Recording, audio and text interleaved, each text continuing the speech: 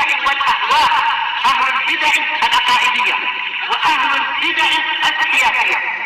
نقول بيننا وبينكم السلف، بيننا وبينكم الكتب، كان فيقول البدع بيننا وبينكم.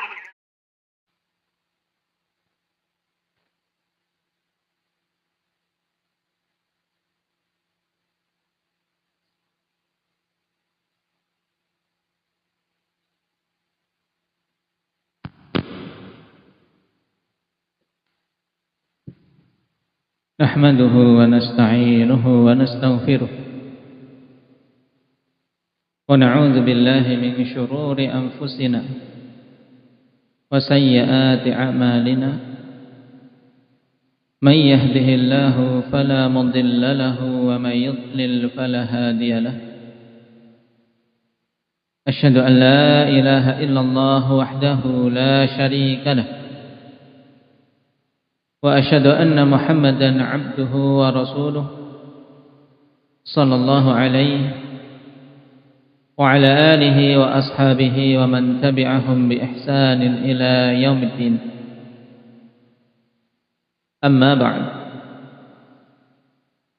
إخواني الكرام، وفقني الله وإياكم لكل خير. Kita memuji Allah Subhanahu wa taala, bersyukur kepadanya atas semua kenikmatan yang tidak henti-hentinya tercurah kepada kita, nikmat yang zahir maupun yang batin, baik yang kita sadari maupun tidak kita sadari. Karena sungguh tidak ada satu detik pun dari detik-detik kita hidup di dunia ini khonifillah kecuali kita merasakan nikmat dari Allah Subhanahu wa taala. Dan tentunya untuk mengingat semua kenikmatan kita tidak akan sanggup. Tapi cukup untuk mengingat nikmat-nikmat teragung yang dengannya seorang akan semakin besar kesyukurannya kepada Allah Subhanahu wa taala, yaitu nikmatul Islam wa nikmatus sunnah wa nikmatul ibadah wa nikmatul talabil ilm wa nikmatul ukhuwah wa nikmatul afiyah, dan sekian banyak kenikmatan-kenikmatan yang wajib untuk kita syukuri dan kita jaga. Idza kunta fi ni'matin far'aha fa innal ma'asi tuzilun ni'am wa dawim 'alaiha bi syukril ilah fa innal ilaha sari'un niqam. Kata penyair, jika engkau berada pada suatu nikmat maka jagalah, karena sungguhnya kemaksiatan itu menghilangkan kenikmatan-kenikmatan yang ada. Dan ini hak. Setiap orang yang memiliki nikmat wajib untuk menjaganya agar tidak hilang nikmat itu darinya. Dzalika bi anna Allah lam yakum mughayyiran ni'matan an'amaha 'ala qaumin hatta yughayyiru ma bi anfusihim. Yang demikian itu dikarenakan Allah Subhanahu wa taala tidak akan mengubah nikmat yang telah diberikan kepada suatu kaum sampai mereka mengubah dengan tangan-tangan mereka sendiri. Ini sunnatullah. Berarti hilangnya nikmat yang dulu ada pada diri kita, akhwani fillah, sebabnya adalah kita sendiri. Maka far'aha, jagalah nikmat yang telah ada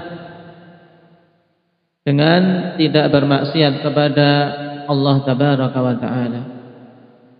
Kenapa? Karena sebab utama hilangnya nikmat adalah maksiat. Fa innal ma'asi tuzilun ni'am wa dawim 'alaiha bi syukril ilah, dan terus-meneruslah engkau untuk menjaga kenikmatan tersebut dengan mensyukuri nikmat Allah Subhanahu wa taala. Ini sebab utama nikmat itu tetap ada pada diri kita akhwani fillah dengan senantiasa mensyukurinya. Sebagaimana Allah Subhanahu wa taala tegaskan, la in syakartum la azidannakum. Sungguh apabila kalian bersyukur maka aku akan tambahkan nikmatku atas kalian. Kelazimannya akhwan, ketika Allah tambahkan kenikmatan, Allah janjikan adanya tambahan, maka berarti nikmat yang awal tetap adanya. Kenikmatan itu tetap dan Allah beri nikmat yang lain sebagai tambahan. La azidannakum. Maka jika ingin seseorang kenikmatan senantiasa ada pada dirinya, senantiasa istiqamah di atas keislaman, maka syukuri nikmat ini dengan menjaganya, dengan betul-betul menunaikan kewajiban-kewajiban sebagai seorang muslim maupun muslimah, dan dengan betul-betul mengupayakan beradab dengan adab-adab Islamiyah dan bangga dengan keislamannya. Tidak minder ketika berada di tengah-tengah kaum yang mereka menunjukkan kekufurannya, tapi dengan tegas dia mengatakan wa ana minal muslimin. Wa man ahsanu qawlan mimman da'a ila Allah wa 'amila shalihan wa qala innani minal muslimin.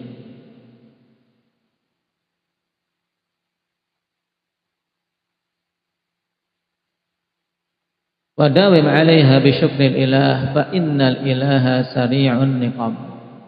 Karena sesungguhnya Allah Subhanahu wa taala itu zat yang sangat cepat azabnya. Apabila Allah menghendaki untuk menimpakan kepada suatu kaum azab, akan sekejap mereka binasa. Nah, ikhwani fillah rahimani wa rahimakumullah. Dan walhamdulillah kita bersyukur pada Allah Subhanahu wa taala atas taufik sehingga kita bisa berkumpul kembali di rumah di antara rumah-rumah Allah Subhanahu wa taala ini untuk mempelajari kitab Allah, mempelajari sunnah-sunnah Rasulullah sallallahu alaihi wasallam, dan juga untuk mujalasah ala ta'ah, untuk kita saling duduk-duduk bersama di atas ketaatan. Karena perkara ini akhwan di antara perkara yang menjadi sebab seorang mendapatkan kecintaan dari Allah Subhanahu wa taala. Wajabat mahabbati lil mutahabina fiyya wal mutazawirina fiyya wal mutajalisina fiyya wal mutabadilina fiyya. Syahid dari hadis tadi, Allah Subhanahu wa taala tegaskan di antara mereka-mereka yang dipastikan untuk mendapatkan kecintaan dari Allah Subhanahu wa taala, selain orang-orang yang saling berziarah satu sama lain, orang-orang yang mencintai satu sama lain karena Allah, memberi satu sama lain karena Allah, juga al-mutajalisina fi, orang-orang yang duduk bersama-sama di jalan Allah, duduk bermajlis karena Allah Subhanahu wa taala, bukan karena hal duniawi, bukan karena tujuan-tujuan perkara dunia belaka, tapi memang duduknya karena Allah Subhanahu wa taala, untuk meningkatkan keimanan, untuk mengingat tentang apa dia sebenarnya diciptakan. Ini mujalasah yang butuh untuk kita syukuri keberadaannya. Dan kita berharap pada Allah Subhanahu wa taala duduknya kita di sini, bermajlisnya kita di sini termasuk dalam cakupan apa yang Allah Subhanahu wa taala janjikan tersebut. Akhwani fillah, waffaqani Allah wa iyyakum likulli khair. Kita masuk pada pembahasan kita terkait kitab Syarhus Sunnah lil Imam Al-Barbahari rahimahullahu taala.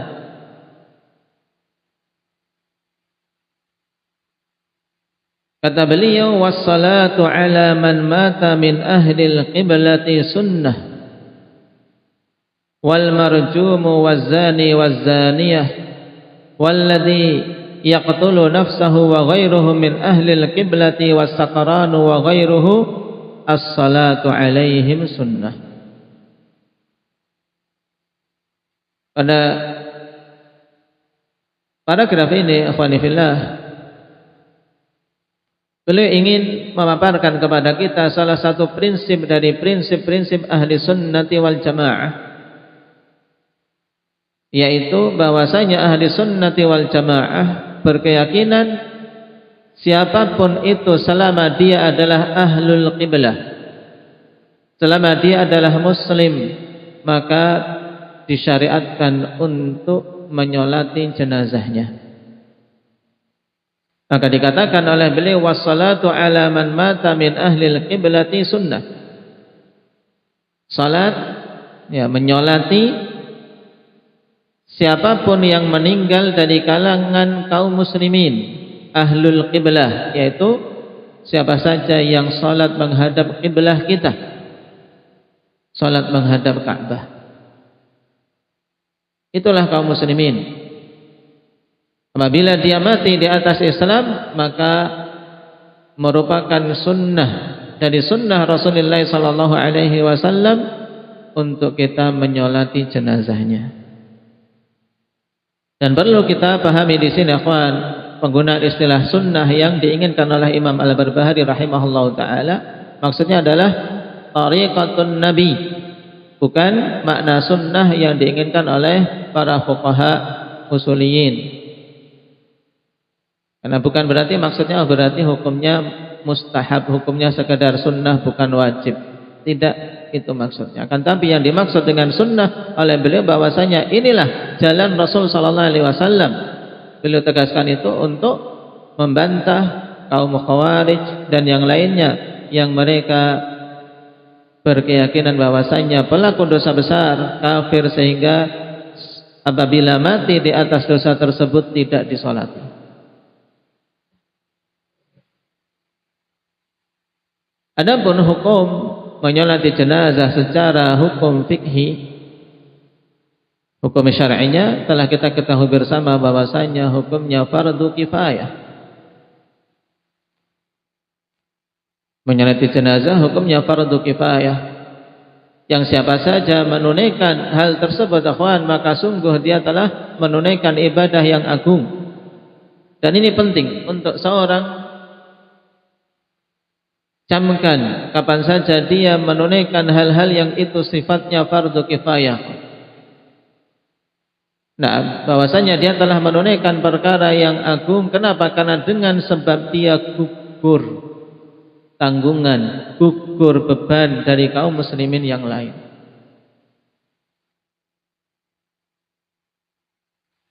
Nah, dan Rasulullah sallallahu alaihi wasallam juga telah khabarkan kepada kita tentang keutamaan menyolati jenazah. Man syahida janazatan hatta yusalla alaihi falahu qirat wa man syahidaha hatta tudfan falahu qiratan. Siapa saja yang menyaksikan jenazah sampai dia menyolatinya, maka baginya pahala 1 qirat. Dan siapa saja menyaksikan jenazah sampai dikubur, yaitu al-faragh min dafni, sampai selesai dari prosesi penguburan. Ini pendapat yang rajih, bahwasanya maksud mereka-mereka yang mendapatkan 2 qirat yaitu yang mengikuti jenazah dan dia telah menyolati sebelumnya, kemudian menunggu sampai selesai penguburan. Falahu qiratan, maka dia mendapatkan pahala 2 qirat. Dalam riwayat yang lain Rasulullah sallallahu alaihi wasallam mengatakan, "Na kullu qiratin mithlu Uhud." Setiap qirat itu besarnya seperti gunung Uhud, gunung batu yang menjulang tinggi di Madinah. Nah, ini keyakinan ahli sunnati wal jamaah.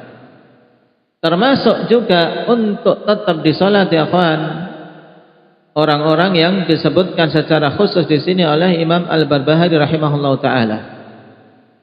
Kata beliau, wal marjum waz-zani waz-zaniyah walladhi yaqtulu nafsahu wa ghairuhum min ahli al-qiblati was-saqranu wa ghairuh as-salatu alaihim sunnah. Dan orang yang mati karena dirajam. Kemudian orang yang berzina dari kalangan laki-laki maupun perempuan, serta orang yang bunuh diri. Dan selain mereka dari kalangan kaum muslimin yang mati di atas Islam walaupun melakukan dosa-dosa besar sebelum kematiannya. Demikian pula as-sakran, orang yang mabuk dari kalangan kaum muslimin, wa ghairuhu, dan selain dia, as-salatu alaihim sunnah, maka menyolati jenazahnya itu merupakan perkara yang dibimbingkan oleh Nabi sallallahu alaihi wasallam, merupakan jalan yang Rasulullah sallallahu alaihi wasallam syariatkan. Jadi tidak gugur fardu kifayah. Nah, dikarenakan dia itu seorang yang melakukan dosa besar. Selama dia masih di atas keislaman, walaupun sebelumnya dia melakukan dosa-dosa besar, apakah itu zina, apakah itu bunuh diri, apakah itu mabuk, ataukah mencuri atau yang lainnya, selama dosa-dosa ini tidak sampai tingkatan kufur, akhwani fillah, prinsip ahli sunnati wal jamaah, hukum menyolatinya adalah fardu kifayah. Sehingga siapa saja mati dari jenis-jenis ini kok ada seorang yang menyolatinya, maka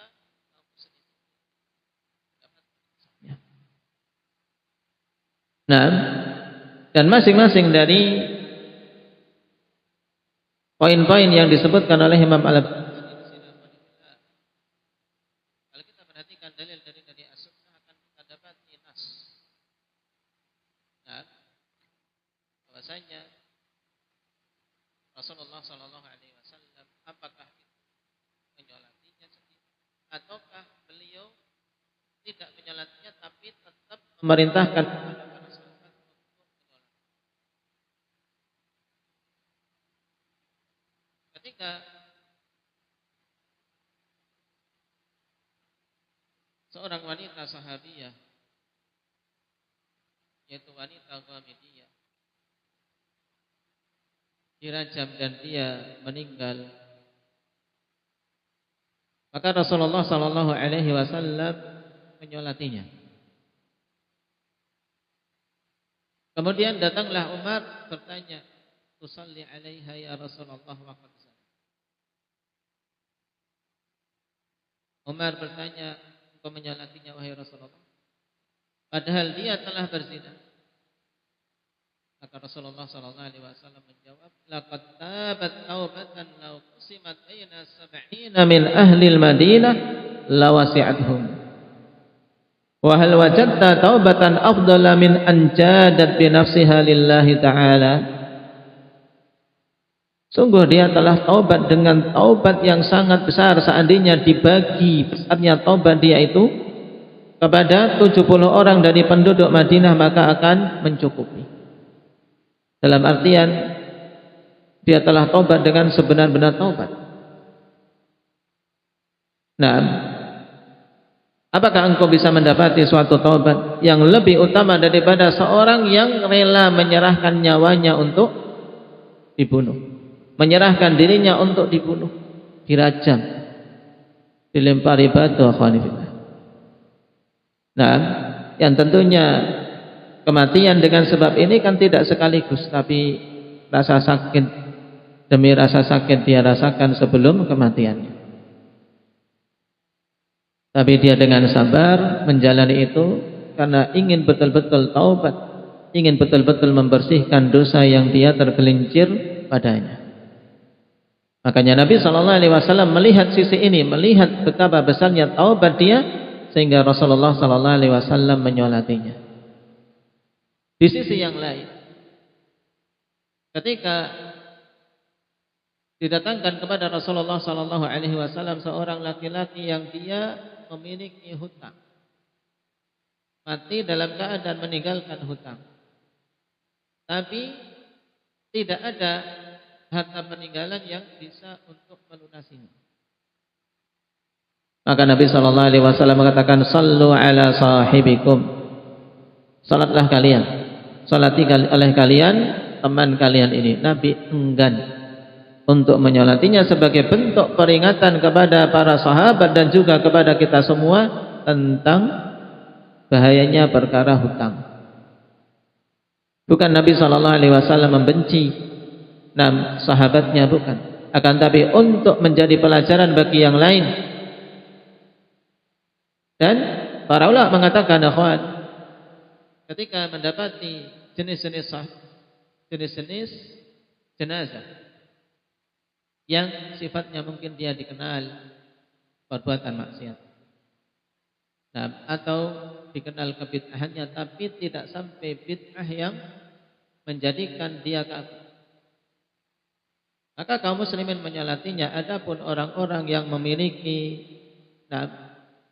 kedudukan di kalangan manusia dari para imam atau alim, untuk menjauh darinya.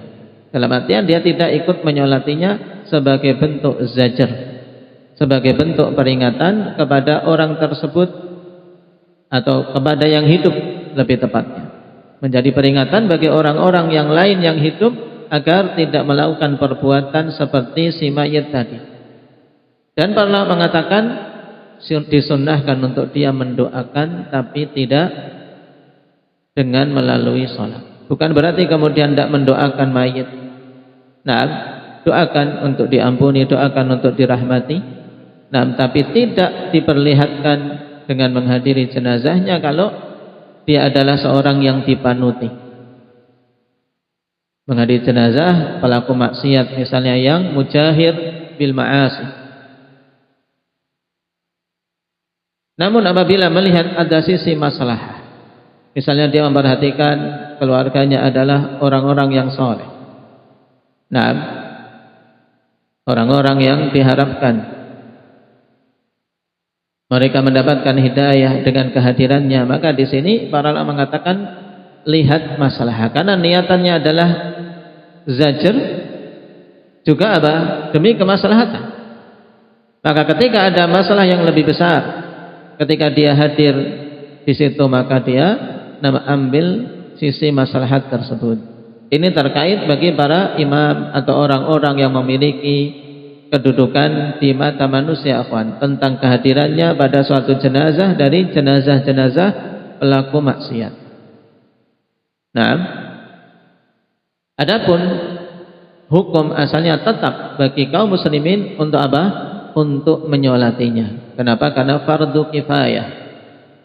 Tidak akan gugur fardu tersebut sampai ada yang menyolatinya dari kaum muslimin.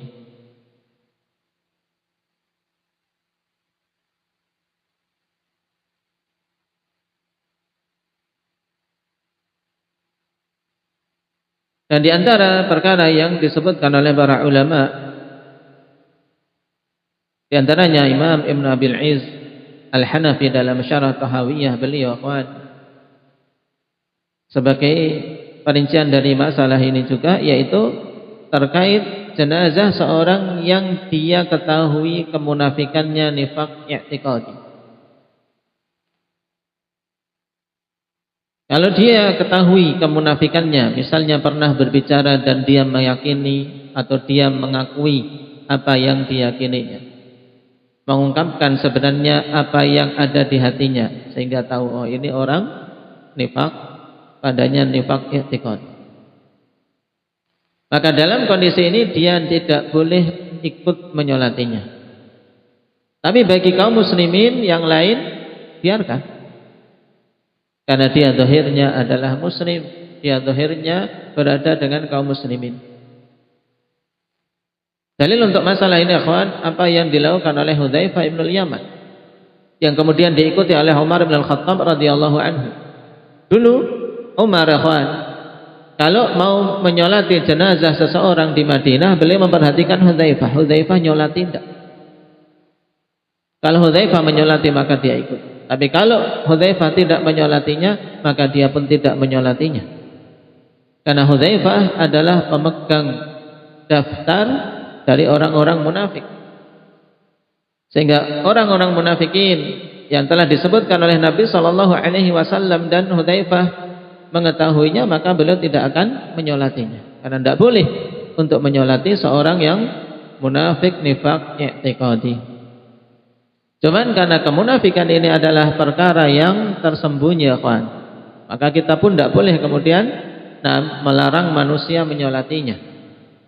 Melarang manusia menyolatinya. Sebagaimana kita lihat Hudzaifah, demikian pula Umar tidak melarang kaum muslimin untuk menyolatinya. Karena zahirnya dia menunjukkan keislaman. Baik. Dan kita diperintahkan untuk mensikapi dalam hukum duniawi dengan perkara yang zahir. Adapun pribadi ketika dia mengetahui kemunafikannya, akhwan, karena mengaku dia dengan lisannya, bukan sekedar kita lihat. Dalam artian karena keyakinan itu kan tidak kita ketahui kecuali ikrar dari dia. Dia mengikrarkan. Maka kita menjauh dari menyolatinya. Dan terkait masalah salat terhadap jenazah, ini merupakan perkara yang banyak dari kaum muslimin menyepelekannya, padahal perkara yang agung, perkara yang sungguh akhwani fillah butuh untuk kita semua menghidupkannya kapan saja kita mendapati jenazah muslim. Perhatikan ketika kita menghadiri misalnya jenazah dari tetangga kita, dari masyarakat yang ada, yang hadir banyak akan tapi yang menyolatinya cuman segelintir. Padahal di antara perkara yang dianjurkan untuk memperbanyak jumlah orang yang menyolatinya. Apalagi ahli sunnati wal jamaah dalam kondisi ketersedikitan mereka. Butuh akhwan untuk dalam hal ini mereka mengupayakan, apalagi misalnya mendengar saudara kita ada yang meninggal di tempat terpencil, berupaya kita untuk datang menyolatinya. Karena pada salatul janaiz ini fadilahnya yang pertama kali akan didapat oleh orang yang menunaikannya, sebagaimana dalam hadis tadi, dia mendapatkan pahala 1 qirat, dan yang keduanya keutamaan dan kemanfaatan bagi si mayit. Rasulullah SAW telah kabarkan kepada kita tentang seorang mayit apabila disolati oleh 40 orang kaum muslimin yang sifat mereka la yusyrikuna billahi syai'a illa syafa'ahumullahu fi. Menyolatinya 40 orang kaum mukminin yang tidak menyekutukan Allah Subhanahu wa taala sedikit pun, maka mereka itu akan memberikan syafaat untuk si mayit ini. Sehingga perkara menyolati jenazah perkara yang sangat bermanfaat bagi si mayit. Sebagaimana kita berharap nantinya ketika kita meninggal, ketika kita Allah Subhanahu wa taala wafatkan, akhwan, berharap di sana banyak yang menyolati kita, maka demikian pula kita saat ini ketika masih hidup. Untuk apa? Bersemangat dalam menunaikan kewajiban fardu kifayah tadi. Dan Syekh Albani rahimahullah ta'ala memberikan tanbih pada kitabul janaiz beliau atau pada sebagian durus beliau, saya lupa pastinya, bahwasanya jangan sampai kebid'ahan yang ada di tengah-tengah masyarakat terkait masalah pengurusan jenazah menjadikan kalian ahlu sunnah kemudian apa? Sama sekali tidak mau untuk menghidupkan perkara ini, tidak mau menyolati, juga tidak mau mengiringi jenazah. Karena kebid'ahan-kebid'ahan itu lain. Nah, kita menjauhi kebid'ahan yang dilakukan oleh manusia dan kita tunaikan sunnah-sunnah yang dibimbingkan oleh Rasul sallallahu alaihi wasallam. Karena memang di antara perkara yang sangat banyak kebid'ahan padanya, akhwani fillah, yaitu terkait pengurusan jenazah. Luar biasa banyaknya, akhwan, terkait masalah jenazah ini. Mulai dari semenjak awal dari masalah talqin, sebelum meninggal saja, nah, penyelesaiannya sudah ada. Sebelum meninggal, padahal kita disunnahkan untuk laqinu mautakum la ilaha illallah. Talqinlah orang-orang yang hendak meninggal di antara kalian dengan la ilaha illallah. Tapi sebagian mereka mengatakan kalau ditalqin la ilaha illallah, bagaimana kalau berhenti di la ilaha? Ini kan akal-akalan. Karena mereka tidak tunduk pada dalil. Kalau berhenti di la ilaha fatal ini. Akhirnya mereka bimbingkan kepada pengikut-pengikutnya, talqin cukup Allah, Allah, Allah. Dan ini zikir kaum tasawuf. Nah, karena apa? Tadi mereka istihsannya kalau berhenti di la ilaha berarti kan kafir malah. Karena berarti dia mengatakan tidak ada ilah. Nah, padahal perkara ucapan terakhir seseorang, kawan, sebelum kematiannya itu kembalinya kepada taufik Allah Subhanahu wa taala semata. Bukan urusan kita apakah dia mampu atau tidak mampu, kawan. Bukan urusan dia apakah dia mengucapkannya bisa kita dengar atau tidak kita dengar, ataukah terhenti di pertengahan. Bukan urusan kita. Yang menjadi urusan kita adalah menunaikan perintah Nabi sallallahu alaihi wasallam untuk mentalqinnya dengan la ilaha illallah. Cukup. Nabi memerintahkan kita untuk mentalqin yang sedang sakit parah dengan mengucapkan la ilaha illallah, ya kita talqin la ilaha illallah dengan mengucapkan secara lembut di sisinya. Nah, tidak memaksa. Nah, tapi ucapkan secara lembut agar orang ini tidak marah, orang ini tidak jengkel. Namanya orang sakit sedang kondisi sulit menghadapi sakarat, akhwan. Kemudian di sampingnya malah seakan-akan memaksa la ilaha illallah, la ilaha illallah. Ngapain sih kamu? Kan gitu. Ditegaskan oleh Imam Nawawi rahimahullahu taala bahwasanya masalah talqin ya tadi tidak boleh kemudian apa? Sering-sering seakan-akan kita paksa. Tapi lembut, kasih jeda. Setelah itu kok belum juga, kita ucapkan lagi la ilaha illallah di sampingnya agar dia dengar. Yang penting dia dengar.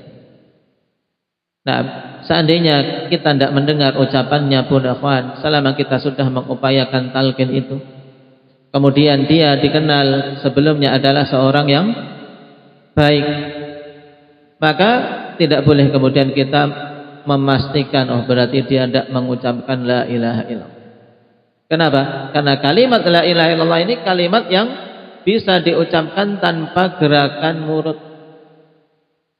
Makhraj-makhrajnya terkait lidah semua. La ilaha illallah. Antum pegang mulutnya. Nah, taib. Kalau betul pengucapannya ini tidak akan gerak. Tapi kalau Allah pakai wawu, ya salah. Mesti pakai mulut. Menunjukkan apa keliru. Karena Allah ini kan tidak pakai bibir. La ilaha illallah. Geraknya lidah. Makanya kalimat ini kalimat yang paling ringan di lidah. Padahal apa? Fadilahnya sangat berat di timbangan. Maka kita tidak boleh memaksa dia. Kemudian bersedih. Kuatkan harapan. Kuatkan harapan. Kalau toh kita tidak mendengar ucapannya, tetap husnudzon pada Allah Subhanahu wa taala selama dia seorang yang dulunya saleh. Perbanyak doa. Tapi kalau kita mendengar tentunya akan lebih tenang dan lebih gembira. Kemudian setelah meninggalnya, kebid'ahan-kebid'ahan juga banyak. mulai dari pengurusannya, nah, dan juga dalam penyelenggaraannya, dan terkait masalah menyolatinya. Di antara kebid'ahan yang ada, akhwan, yang ini bukti, akhwan, kapan saja kebid'ahan merebak pada suatu kaum, maka Allah Subhanahu wa taala akan cabut sunnah yang semisal dengannya. Yang menjadi inti dalam menghadiri jenazah, akhwan, adalah untuk menyolatinya. Tapi kalau kita perhatikan ketika kita hadir di tengah-tengah masyarakat, nah, ikut menyolati misalnya, kalau kita tidak punya jamaah sendiri, gabung dengan mereka, maka sholatnya akan cepat luar biasa. Tapi setelah itu diganti dengan berdiri yang panjang untuk apa? Untuk tahlil, untuk baca Al-Quran atau yang lain. Sholatnya cepat. Nah, padahal inti yang sunnah yang disyaratkan adalah menyolatinya. Dan Rasulullah sallallahu alaihi wasallam telah membimbingkan kepada kita untuk betul-betul mengikhlaskan ketika kita mendoakan mayit.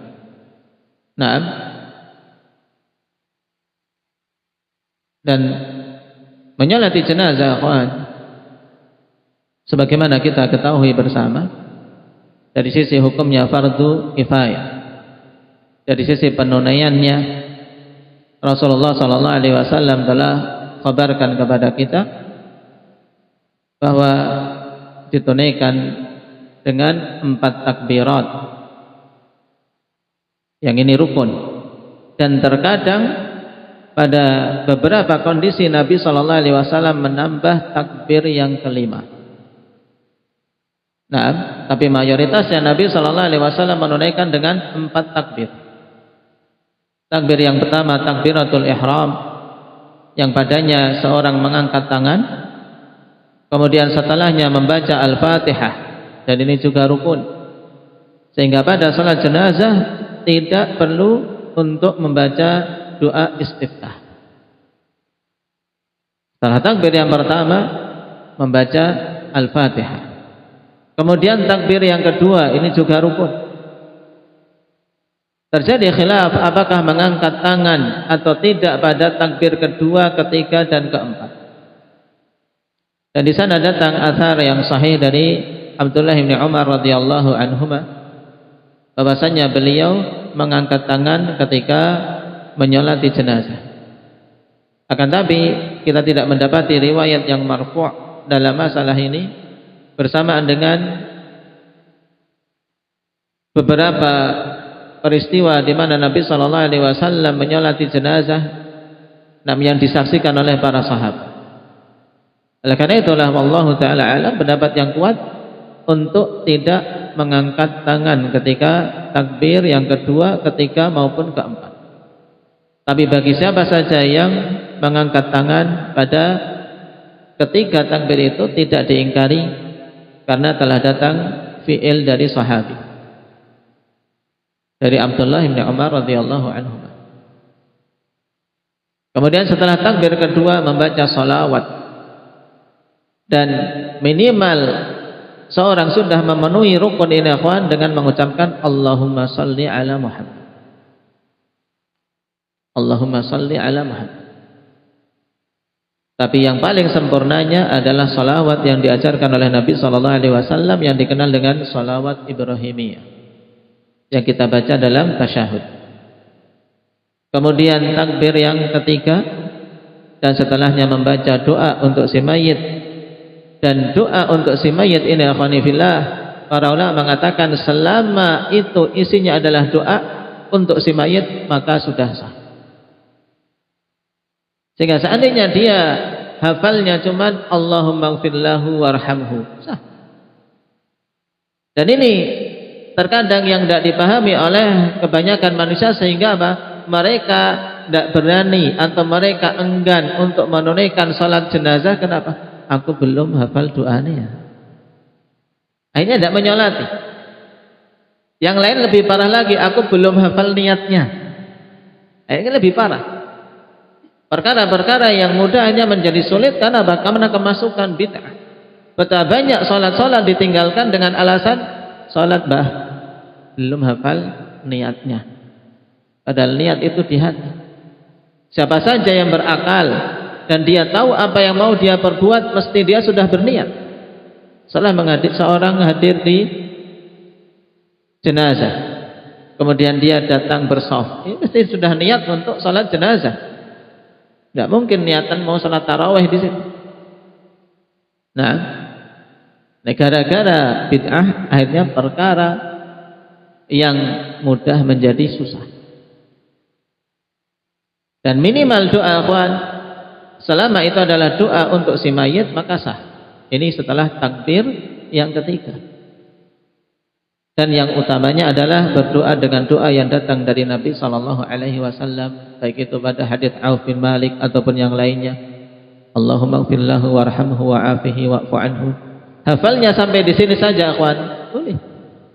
Nah, misalnya ada hafal yang panjang, yang 6 sempurna, sampai di sini sudah masuk dalam apa cakupan dia mendoakan si mayit. Maka jangan sampai seorang sunni kemudian hadir dalam jenazah, menyaksikan jenazah, dan dia adalah seorang muslim yang mati di atas keislaman, kemudian luput dari mensolatinya gara-gara beralasan saya belum hafal doanya. Ini keliru. Karena doanya mudah. Doanya mudah. Yang utama memang dia berdoa sesuai dengan doa yang datang dari Nabi SAW. Tapi ketika tidak hafal, maka apa yang mudah baginya dia tunaikan. Kemudian setelah takbir yang keempat, akhwat, setelah takbir yang keempat, maka di sana seandainya seseorang mau berdoa, maka ini boleh. Nah, karena setelah itu sifatnya bukan wajib. Nah, tapi mayoritas setelah takbir yang keempat itu adalah langsung salam. Tapi seandainya dia mau berdoa di situ, itu tidak dilarang dan tidak dikategorikan bid'ah. Nah, karena apa? Karena pada sebagian riwayat, akhwan, datang juga setelahnya takbir yang kelima. Adapun untuk setelah takbir yang kelima ini tidak ada satu fuqaha pun yang mengatakan sejauh sepengetahuan kami yang berpendapat bahwa setelah takbir kelima itu ada doanya. Adapun setelah takbir yang keempat mau berdoa, silakan. Nah, kemudian baru salam. Terjadi khilaf tentang salamnya. Apakah cukup dengan satu salam ataukah dua salam? Dalam masalah ini, akhwan, datang athar dari beberapa sahabat, mereka mencukupkan dengan taslimah wahidah, satu salam saja, di antaranya Abdullah bin Umar. Tapi datang athar yang lain yang juga sahih dari Abdullah bin Mas'ud mengingkari. Nah, beliau menegaskan, thalathun kana Rasulullah sallallahu alaihi wasallam yaf'aluhunna wa taraktumuhun. 3 perkara yang dulu Nabi sallallahu alaihi wasallam melakukannya dan kalian meninggalkannya. Kemudian beliau sebutkan di antaranya adalah assalam fi salatil janazah as-salami fi salati fi salawat, yaitu salam pada salat jenazah seperti salam di salat-salat yang lain. Ini penetapan dari Abdullah bin Mas'ud bahwasanya pada salat jenazah salamnya juga 2 kali. Nah, karena beliau mengingkari yang hanya mencukupkan dengan 1 salam saja. Nah, menunjukkan bahwasanya yang sunnah, karena beliau menegaskan itu datang dari Nabi SAW untuk apa? Salam 2 kali, ke kanan dan ke kiri sebagaimana pada salat-salat yang lain. Nah, dan di sana, akhwan, datang riwayat untuk memperbanyak jamaah. Tadi telah kita lewati kalau mencapai 40, dan pada riwayat yang lain mencapai 100. Dan riwayat paling kecil, jumlah minimal paling kecil, akhwan, nah, dalam riwayat itu minimalnya 40. Nah, 40 orang dari ahli tauhid yang menyolatinya, maka mereka akan memberikan syafaat untuk si mayit. Dan tidak ada keharusan untuk menjadikan shaf dalam salat jenazah itu 3 shaf. Dikarenakan riwayat yang menegaskan bahwasanya Nabi sallallahu alaihi wasallam menjadikan 3 shaf, ini riwayat yang lemah. Sehingga seandainya menyolati di masjid, misalnya di masjid ini hanya cukup 2 shaf untuk sempurna shaf awal, kemudian shaf 2, maka bikin 2 shaf. Jangan sampai kemudian misalnya di masjid shaf awal belum penuh, kemudian demi membuat 3 shaf akhirnya dibagi sampai 3 shaf. Ini tidak sesuai sunnah. Tetap bershaf itu seperti shaf salat yang lain. Nam atimu sufufal awal fal awal. Sempurnakan shaf yang awal, kemudian shaf yang berikutnya. Nah, barakallahu fikum. Dan kalau kita perhatikan dalam dalil-dalil, maka menyolati jenazah akhwan yang datang dalil padanya hanya ada 2 kemungkinan, yaitu menyolati jenazah di musalla janaiz, dan ini yang di negeri kita akhwan jarang kita dapati. Maka seandainya ahli sunnati wal jamaah mampu untuk mewujudkannya, maka khair. Ada musalla jenazah pada apa? Pada makbarah mereka. Mereka punya pekuburan, kemudian ada musalla janaiz di dekat situ, yaitu tanah lapang untuk menyolati jenazah. Maka ini diantara sunnah yang sangat jarang kita lihat di negeri kita. Padahal kebanyakan jenazah-jenazah di masa Nabi sallallahu alaihi wasallam itu disolatinya di musalla janaiz, yaitu tanah lapang yang dekat dengan pekuburan. Atau yang kedua di masjid. Sebagaimana Nabi sallallahu alaihi wasallam menyolati Suhail ibnu Baydha. Demikian pula ketika Ummul Mukminin Aisyah radhiyallahu anha meminta di saat Sa'ad bin Abi Waqqas wafat agar jenazahnya dilewatkan di masjid untuk beliau bisa menyolatinya. Dan saat itu sebagian mengingkari, maka Ummul Mukminin Aisyah radhiyallahu anha menegakkan hujjah. Kenapa kalian mengingkari perkara yang kalian tidak ilmui? Tidaklah Nabi sallallahu alaihi wasallam menyolati Suhail bin Baydha kecuali di masjid. Nah, maka ini 2 kemungkinan yang datang nas syar'i ibadahnya, yaitu menyolatinya di musalla jenazah atau menyolatinya di masjid. Nah, barakallahu fikum. Mungkin ini sekilas untuk kita murajaah, kita mengingat tentang pembahasan salatul janaiz. Nah, yang telah kita ketahui bersama tadi bahwasanya hukumnya fardu kifayah, tetap disyariatkan walaupun orang yang meninggal tersebut adalah pelaku dosa besar selama dia mati di atas keislaman. Dan ini prinsip ahli sunnati wal jamaah, berbeda dengan orang-orang khawarij yang mengakui pelaku dosa-dosa besar adalah apa? Kafir. Barakallahu fikum. Apabila ada pertanyaan,